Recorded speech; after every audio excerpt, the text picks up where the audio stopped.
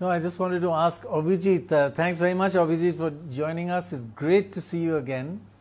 Likewise. We've learned so much in the last 6 months about the virus versus the economy, and it literally is a trade-off.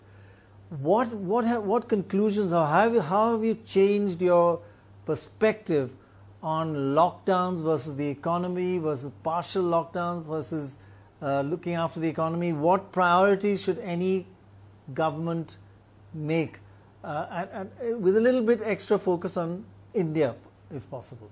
So I think India is almost a test case of what went wrong in a sense. I mean, I don't blame the government particularly. I think me or no one else, I think, knew much what the experts were saying. Much of it turned out to be false later, or, in the US, we were told not to wear masks and then to wear masks and all kinds of stuff. So I don't blame anybody for getting it wrong. But at the beginning, the thing that we sort of acted in panic.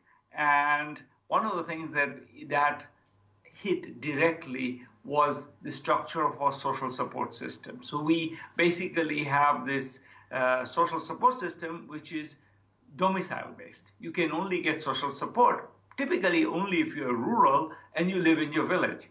That's the most generous social support. You get NREGA and you get PDS.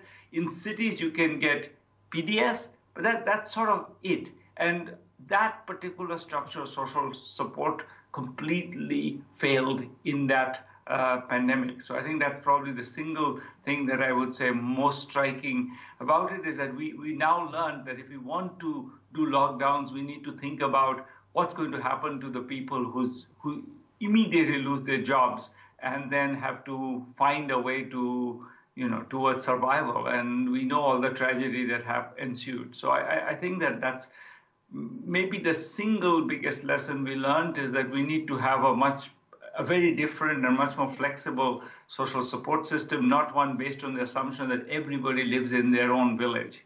That's probably the first thing I think we learned. The second thing I think we're still learning, and in a sense, I think the US and especially Europe, I think, came to that much earlier than that, is that I think this was a moment where there was a strong need for just supporting people's livelihoods. And I think in India, we still haven't quite bought that. We are still hesitant to do it.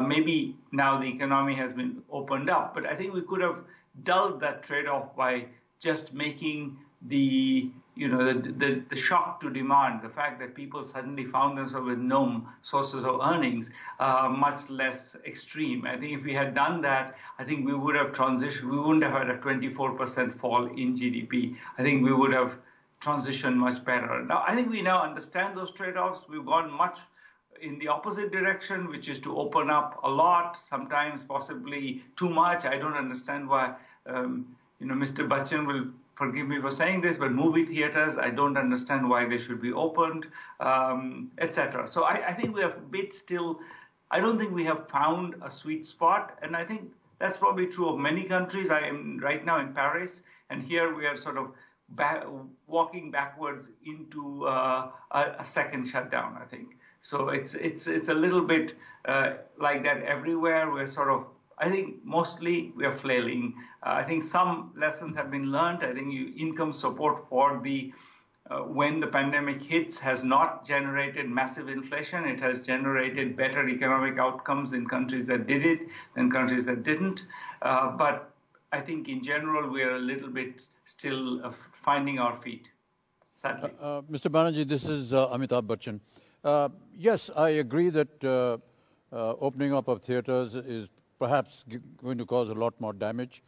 But the fact is that the earnings of people who have been associated with cinema, with theaters, with distributions and production offices, they need to start earning money again. And one of the reasons why we want the theaters to open is that people should go out and get normal. Right now, they're just glued to the television, which I know NDTV will love and Mr. Roy will love.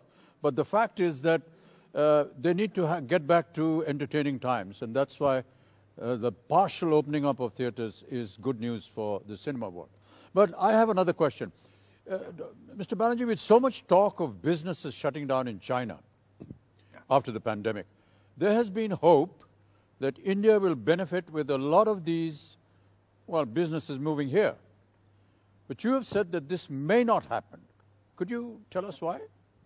Well, I just think that it's very hard for businesses to move. Supply chains are so dense now. They're like connected. I buy this thing here, and he buys something from someone else. And if you understand the nature of supply chains, it's easy to see why it's very hard to move them. Because, I buy something from someone, but I'm buying it from him because he buys it from someone else. And that person buys something else from something else. So it's never going to be like, 1 minute I'll just decide I'm going to source it from India, because it's not that one person produces something. That's one part of it. The other part of it is that, of course, China has the option of letting its currency depreciate. Once its currency depreciates, it's going to be more competitive. China has essentially done that all the time through its last 30 years or 40 years of history. It's been very manipulative of its currency.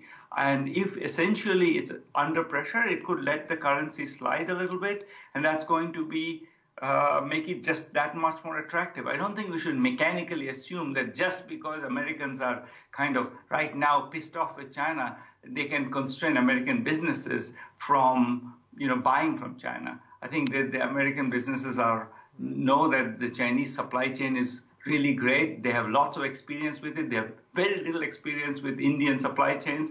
They're going to have, even if you think they're going to switch to India, it'll take many years to build up that same confidence they have in Chinese suppliers.